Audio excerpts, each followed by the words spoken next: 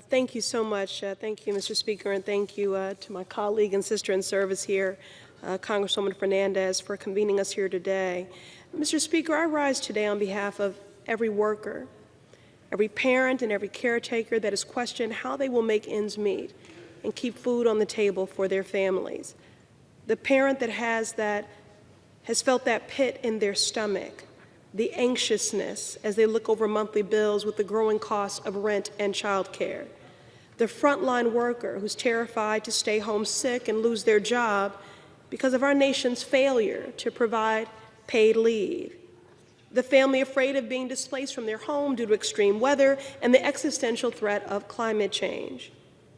The student living in a transit desert with unreliable access to jobs, food, community.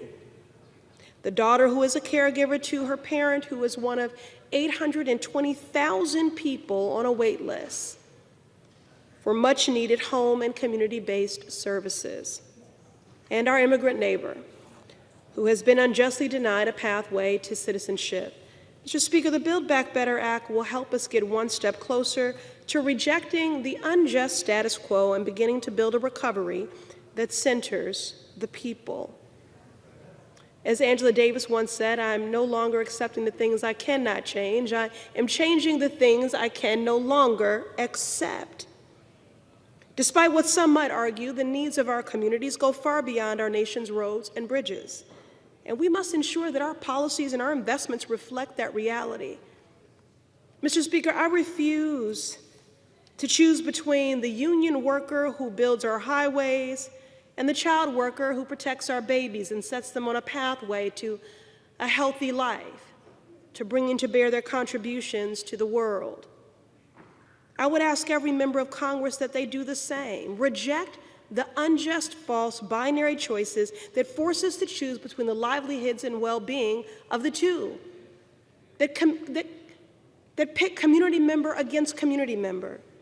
We have the opportunity and responsibility to finally make universal paid leave, home health care, and universal access to quality and affordable child care a reality. In my district, in Massachusetts, it's $21,000 per child for child care. We have the opportunity and responsibility to address climate change, to combat our housing crisis, and to finally establish a pathway to citizenship for millions of our immigrant workers. You know, those essential workers that you were all clapping for during the pandemic? They don't need your applause. They need you to value more than just their labor, but their lives and the preservation of their families. We must rebuild stronger as a just nation that takes care of its people.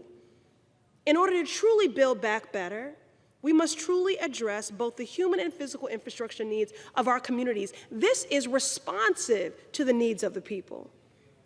We have to focus on impact, advance policies that will be felt by all families, leave no community behind. This is how we set forth a just recovery and chart a new course forward. This is the moment to repair generations of hurt and harm and what I would characterize as policy violence inflicted on our most vulnerable and neglected communities. This is our moment to legislate our values, to honor the decisive mandate that we have from the people. This is our moment to make this Democratic majority House, Senate, and White House that's more than a talking point that we're in the majority, that we affirm and codify once and for all. Infrastructure are those things that are essential to the functioning of our very society. Care is infrastructure, housing is infrastructure, climate justice is infrastructure, paid leave is infrastructure, disability justice is infrastructure, and the list goes on. Here's what I know. There is no deficit of resource in this country, only a deficit of empathy and political courage. Let's pass the Build Back Better Act so we can deliver for the communities that for too long have been asked to wait. And justice delayed is justice denied. Our constituents deserve more. Thank you.